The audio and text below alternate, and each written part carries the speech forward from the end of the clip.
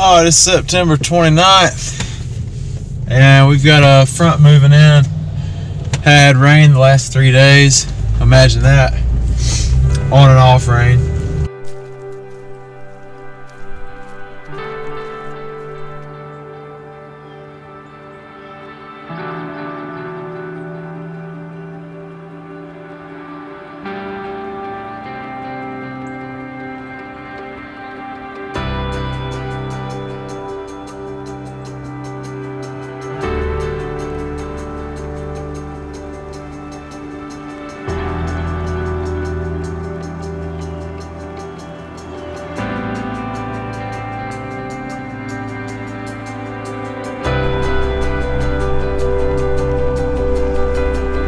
Well, that'll do it for this afternoon. I'm gonna head back to the house.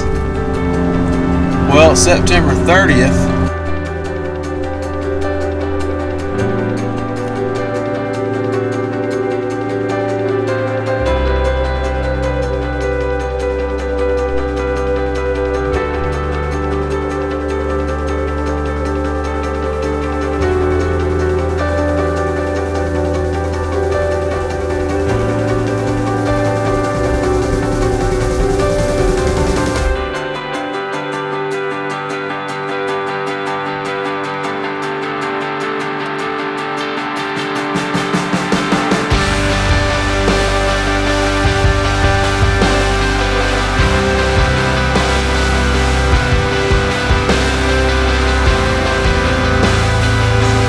See y'all in the morning.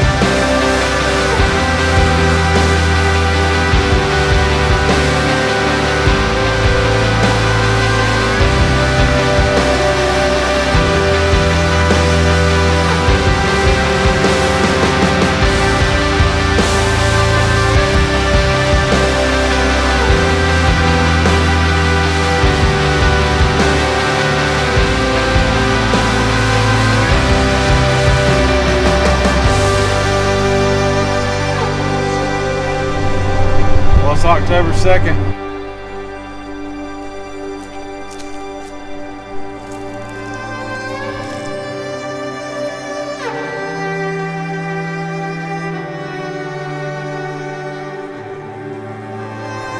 Alright, well, it's October 3rd.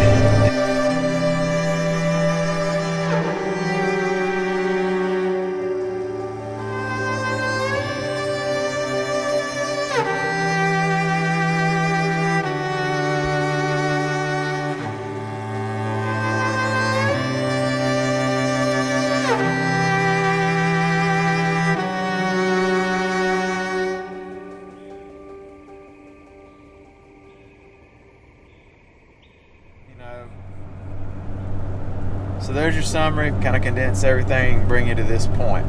So, had a big deer show up. That's kind of what I'm doing today is I'm going to go hunt this deer for the second time, move some cameras around later, see if I can get a handle on where this deer is laying at. Got an idea what he's doing. Believe he's coming off an ag field and then staging up by me before he goes back to bed. Secondly, so explain a few things in that summary. Last Wednesday I did lose a doe. Found an overcup oak dropping in the swamp on public. Jumped up a tree. Normally don't shoot does on public just because I'm always buck hunting in public, but I decided this year I want to shoot a bunch. So there you have it. Doe comes in, trying to get it on the big camera. Had a million chances to shoot it. By the time I got the big camera on her and decided that's what I wanted, she was leaving. Tried to squat down at full draw in the stand to shoot her. Forced a bad shot, bad decision. Error in judgment on my part, and that's my fault. So I'll own that. That's a lesson that has already been learned but is now reinforced. So it makes me sick. Not that I don't get the deer, but that I cause unneeded and an unethical shot that caused pain probably to the deer. So that's that. So there you have it.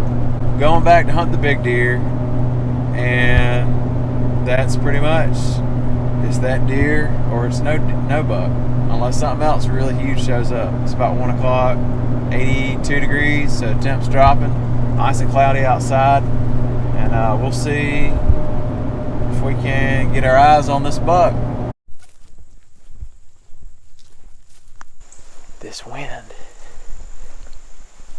is extremely marginal, but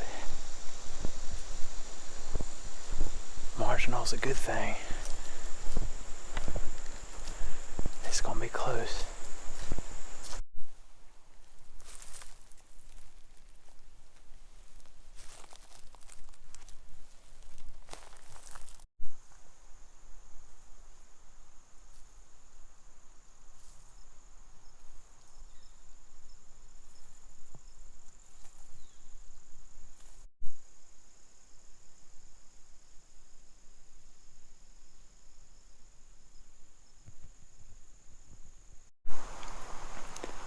Alright, well, maybe it's good luck that I'm wearing this headlamp already. I don't really believe in luck though. I have no idea what my wind's doing. I'm about to check it. Yesterday it was forecast to be really, really bad, blowing from me to the woods here. There's a branch in here. And the whole evening it was pretty much going back the right way, so hopefully it's going the right way today. There's fresh scrapes right here below me. They've been working these scrapes. The other day I had that buck that I let go. He was making scrapes right here. But like I said before, it's going to be really tough. I'm going to need the good Lord to really show me some favor for this buck to show up this evening. I think I probably got a better chance in the morning, but if I don't kill him this evening, I'll definitely try him tomorrow morning.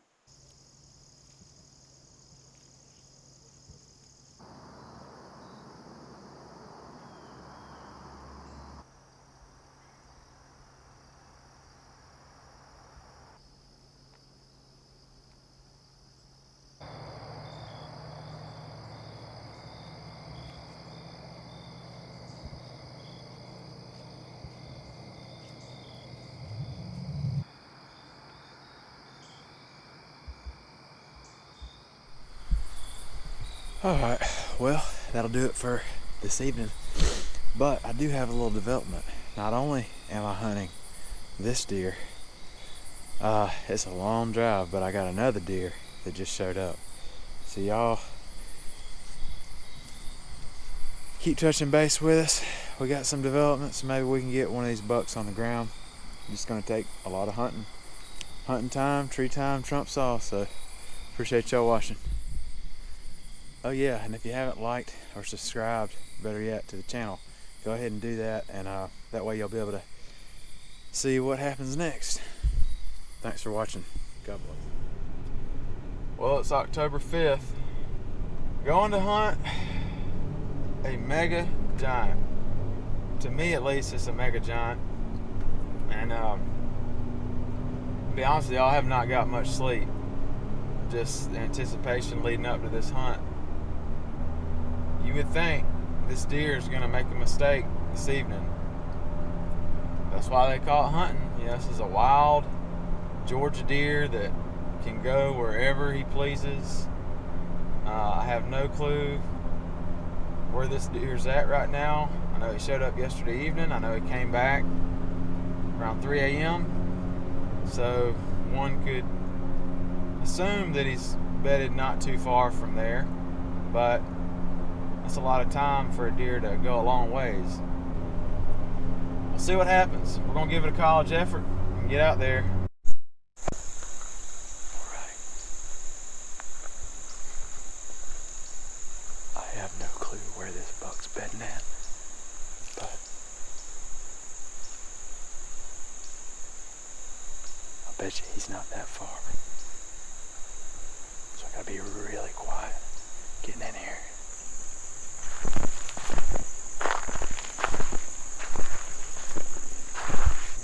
come out up top. Got to stand on this side and then stand on that side, the very top. I'll have to check the thermals and figure out what's going to work. Alright, well, I'm back to the truck, just about. And pretty much non-stop noise, so ain't gonna kill him tonight. Alright, so I'm just now getting back to the house, and it's gonna wrap up this video, but basically let's go over the strategy for this deer. So there's two different bucks that I'm hunting, I'm targeting right now. Both are really big deer. Both of them are a long ways away from where I live, so it makes it kind of logistically hard because I'm spread out. I gotta kind of choose, am I gonna hunt this buck that's really wide, it's a slick 8, or am I gonna hunt daggum megalodon or whatever you want to call him? I mean, Hornelius maximus, that thing's giant. For Georgia, big woods, wild, free range deer, that's a stud. That's probably the biggest deer I've ever sat on in my whole entire life. He's a monster. And so what I'm probably going to do is pull as many resources as I can, cameras, onto the really big buck. Probably try to run at least, might not pull all my cameras because I really don't have much space to work with on that buck. You're looking at a small property. It's a pretty big property, but it's mostly conglomerate of cow pastures is mostly what this is. So, you know, there's not a whole lot of places for the buck to hide if he's bedding on me, but in turn, there's not much bedding cover.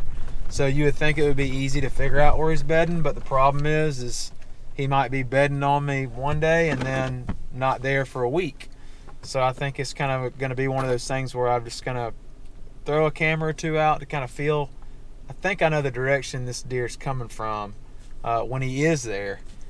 And so what I might do is kind of go in there when it's raining or something and put a mock scrape up or something, or try to just put cameras cutting his trail and just see if I can figure out exactly where this deer's coming from. I've got a good idea where he's coming from, but I got to kind of be careful though, because a deer like this where there's not a lot of cover, I could bump him out of there. And traditionally, this is the hardest place I've hunted deer on private land. It's you got to be really careful because they just do not tolerate much pressure, and there's a lot of pressure around it as well. So I don't know, we got some things brewing for the channel this year. Just a blessing to have two big deer to chase, and obviously there's a lot of public land that I hunt that feel really good about it going into this year. Right now, this time of the season, I feel like, you know, I could kill a giant buck on public too. So I mean, things are looking up. Just gotta, it's kind of one of those things where you gotta grind it out. You gotta go as much as you can. You gotta go in there when wind's right and just stand time, smart stand time, and get in there, and maybe the good Lord will send a blessing or two my way. We're gonna have a lot of content coming to you, so thanks for watching. Subscribe if you haven't already, and God bless.